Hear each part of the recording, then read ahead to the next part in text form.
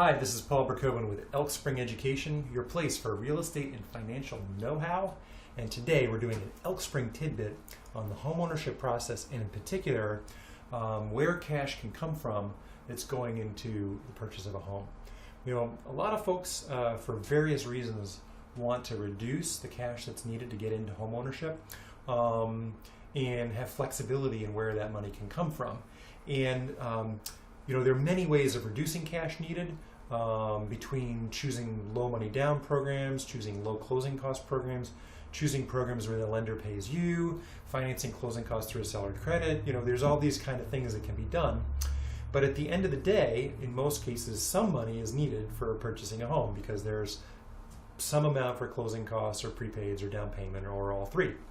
So in our tidbit today, we're just talking about where can the money that's needed come from? What are some ways of getting that? Now, obviously, one way is you save the cash that's needed, right? That's what everyone knows. I'm saving to buy a house, right? So savings are fine. But there's some other places that money can come from, and it frequently does when people are putting together money to own real estate. So one of them is, believe it or not, loans. And in particular, these fall into two categories. One is what we call down payment assistance programs. Many states, especially for first-time buyers, have programs where they'll do down payment assistance for folks who are at, say, moderate or low income levels. And a lot of times those take the form of a loan, which is forgiven after so much time. So the state that you're looking to own a home in, if you're a first-time buyer, may have down payment assistance programs. And the way you would find out about that is to get to a great consulting lender who's licensed in the state where you're looking to own a home and find out what those programs are. But there are many of those across the country that are available, in particular for first-time buyers with low or moderate income. The other version of loans is available to many, many more people, certainly not limited to first-time buyers, and that's just any kind of secured loan. So mortgage programs will allow you to have secured loans as long as you can qualify for the payments towards your down payment or closing costs. So secured loans could be things like loans against real estate. If you own one home that has equity in it, you could use that equity with a secured loan to make a down payment on another property. A lot of people do that to buy investment properties. Or, for example, if you have a vehicle that's paid off, you could go get a loan on that vehicle, and the vehicle, that loan proceeds could go towards down payment or closing costs. Anything that's secured. What you can't do is use an unsecured loan. So you can't charge things on a credit card or use a cash advance. You can't get an unsecured line of credit. But any kind of loan that is secured by an asset is actually allowed as a source of funds for most mortgage programs. Okay, another one that a lot of people use who are looking for sources for cash is gifts. And gifts are allowed by most mortgage programs as a source of funds. The different programs have different rules about how much gift you can have. But in general, gift funds are possible as long as they're from a relative or somebody you have a clearly established relationship with.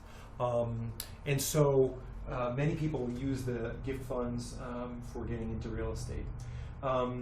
I think the other thing to know about gift funds is just that there's some donors who are concerned about tax liability for gifts, and there are fairly liberal exemptions in the U.S. for gifts.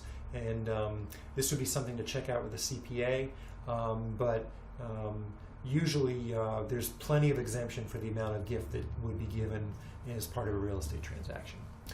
Another one that a lot of people forget or don't even think about is the possibility of their retirement fund as a source of money for purchasing real estate. Now, in general, what we're not suggesting is liquidating funds.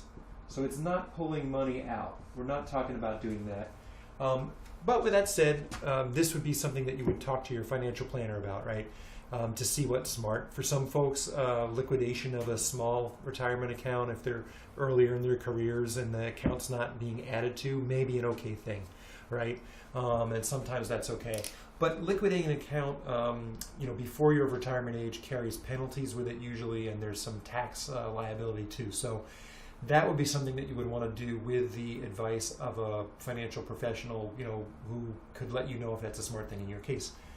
The other thing, though, that a lot of people have available to them is the possibility of taking a loan against a retirement account, and in particular 401ks are a great account where you can take a loan against them in most cases.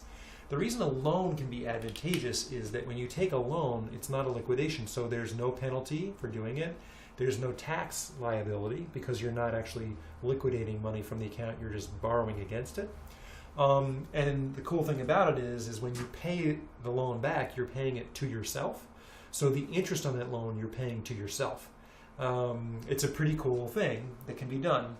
Now, like any tool, there's pros and cons to its use. On most accounts, the funds that you have loaned are not in the market, so they may not be appreciating. But then again, if the market goes down, they might not be depreciating. It's sort of as an unknown of what the effect of that is. And again, this is the sort of thing you would look at with a great consulting lender, and if you use a retirement planner or financial planner, with their help too. But what I want to say is that the retirement loan is often an overlooked source of funds that has no tax liability to it and no penalty to it, and can be really great for finding cash. One thing to know, financialpro.info, the URL here, when we're finished is a place I'm going to ask you to just go to and leave a couple of quick feedback pieces. And there's some things that you can request there too, if you'd like, financialpro.info. So one thing to just say about the retirement fund aspect is there's also some retirement funds that allow you to pull things out for the purchase of real estate. For example, a Roth IRA, many people know that, is something that's set up where you can pull money out for purchasing a home. Now, why would you want to do that? I talked at the beginning of this tidbit about folks who are maybe trying to reduce the amount of cash needed, but still there's some needed. But there's also times that you want to increase the cash that you're putting into a transaction. So for example, if you have 10% down and you pull a little bit more money out, you can get to 20% down, there's no mortgage insurance. Or if you have 5% down and you can get to 10% down, the cost of mortgage insurance maybe drops in half. Or you find a perfect home, but it takes all of your cash to get into the home, but the home needs some work. Like you're going to have to put some money into, fixing it up a little bit. Where can that come from? There's a lot of reasons too that in a transaction you might want to increase the cash that's going into it from what you initially thought. So understanding what your options are for cash before you get into the market is really smart.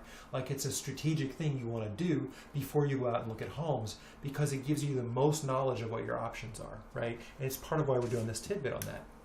The final point is, as you look around at places that you might come up with cash, what can you sell?